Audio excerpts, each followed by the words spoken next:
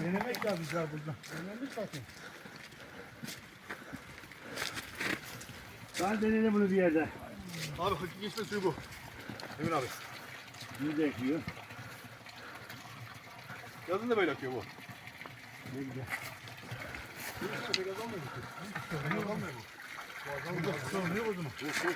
Bayağı yaş kısmından böyle yakın. Azamaz mı? O tutuyor kalıyor.